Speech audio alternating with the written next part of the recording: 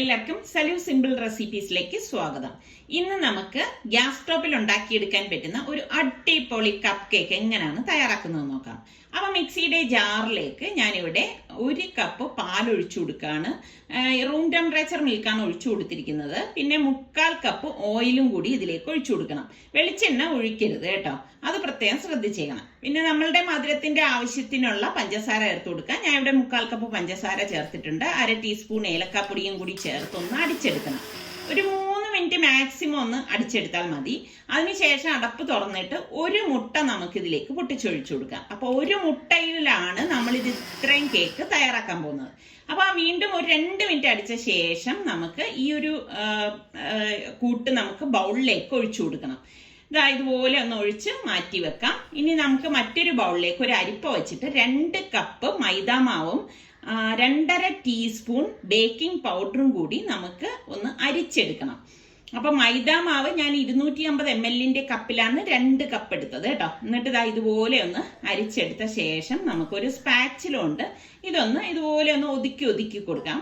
അപ്പോൾ ഇനിയിപ്പോൾ നമ്മൾക്ക് ഈ അടിച്ചു വെച്ചിരിക്കുന്ന മുട്ടയുടെ കൂട്ടിലേക്ക് ഈ മാവുണ്ടല്ലോ കുറേശ്ശെ ഇട്ടിട്ട് ഒന്ന് ഫോൾഡ് ചെയ്തെടുക്കണം. അതായത് ഒരു സ്പാച്ചിലുണ്ട് ഇതുപോലെ ഫോൾഡ് ചെയ്തെടുത്താൽ മതി. ഇപ്പൊ നമ്മൾ ഇതിലേക്ക് ഇലക്ട്രിക് ബീറ്ററോ ഹാൻഡ് വിസ്കോ ഒന്നും ഉപയോഗിക്കേണ്ട. കുറേശ്ശെ മാവ് തട്ടിയിട്ട് കട്ടയില്ലാതെ ഇതുപോലെ ഫോൾഡ് ചെയ്ത് എടുത്താൽ മതി. അപ്പൊ എളുപ്പമാണ് നമുക്കിത് ഉണ്ടാക്കിയെടുക്കാൻ. ശരിക്കും പറഞ്ഞാൽ ഒരു മെനക്കേടും ഇല്ല കേട്ടോ. നിങ്ങൾ ട്രൈ ചെയ്യാത്തവരാണെങ്കിൽ ഈ രീതിയിലൊന്ന് ട്രൈ ചെയ്ത് നോക്കൂ. നല്ല കിടുക്കാച്ചി കേക്ക് നിങ്ങൾക്ക് കിട്ടും. അപ്പൊ ഇതാണ് ഈ ബാറ്ററിന്റെ ഒരു കൺസിസ്റ്റൻസി എന്ന് പറയുന്നത് കേട്ടോ. അപ്പൊ ഇത് കറക്റ്റ് മെഷർമെന്റ് ആണ്. നിങ്ങൾക്ക് തീർച്ചയായിട്ടും ട്രൈ ചെയ്യാം. അപ്പൊ ഞാൻ ഒരു പാൻ അടുപ്പത്തേക്ക് വെച്ച് ചൂടാക്കാൻ വെച്ചിട്ടുണ്ട്. അതിന്റെ ലിഡ് ഞാനൊരു ഗ്രാമ്പ് കൊണ്ട് അടച്ചിരിക്കുകയാണ്.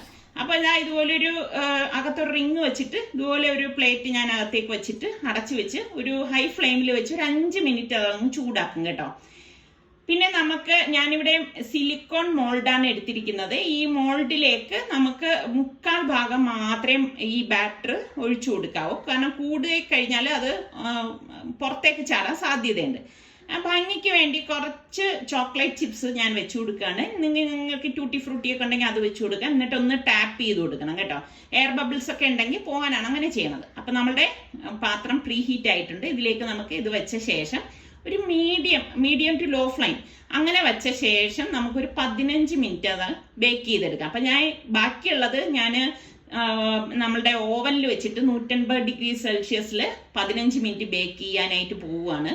അപ്പം ഓവനിലും ഗ്യാസ് സ്റ്റോപ്പിലും ഞാൻ വെച്ചിട്ടുണ്ട്. അപ്പൊ 15 മിനിറ്റ് കഴിഞ്ഞപ്പോഴേക്കും നമ്മുടെ കേക്കൊക്കെ റെഡിയായി വന്നിട്ടുണ്ട്. നല്ല മണമാണ് കേട്ടോ. അപ്പൊ നമ്മളുടെ ചാനൽ കണ്ടോണ്ടിരിക്കുന്നവരിൽ സബ്സ്ക്രൈബ് ചെയ്യാതെ കാണുന്ന ആരെങ്കിലും ഒക്കെ ഉണ്ടെങ്കിൽ നിങ്ങൾക്ക് നമ്മളുടെ ചാനൽ ഇഷ്ടപ്പെടാണെങ്കിൽ സബ്സ്ക്രൈബ് ചെയ്യാനും ആ ബെല്ലൈക്കൺ പ്രസ് ചെയ്യാനും ഒന്നും മറന്നു വരുതേ. അതുപോലെ തന്നെ നിങ്ങളുടെ ഫ്രണ്ട്സിനൊക്കെ ഇതൊന്ന് ഷെയർ ചെയ്ത് കൊടുക്കുകയും കൂടി വേണം കേട്ടോ. അപ്പൊ ഞാൻ ഇതൊന്ന് തണുത്ത ശേഷം നമുക്ക് കേക്ക് മോൾഡിൽ നിന്ന് മാറ്റാം. നല്ല പെർഫെക്റ്റ് ആയിട്ടുള്ള നല്ല ഒരു കപ്പ് കേക്കാണിത്. അപ്പൊ ട്രൈ ചെയ്യാത്തവരൊക്കെ ഒന്ന് ട്രൈ ചെയ്ത് നോക്കണം കേട്ടോ. ഞാൻ ഇതിന്റെ ഉൾഭാഗം ഒന്ന് കാണിച്ചു തരാം. കണ്ടോ, നല്ല സോഫ്റ്റ് ആണ്. എപ്പോഴും തണുത്ത ശേഷം മാത്രമേ ഇത് നമ്മൾ എടുക്കാവൂ കേട്ടോ. അടുത്ത നല്ല റെസിപ്പിയുമായി കാണാം. അതുവരയ്ക്കും എല്ലാവർക്കും ബൈ.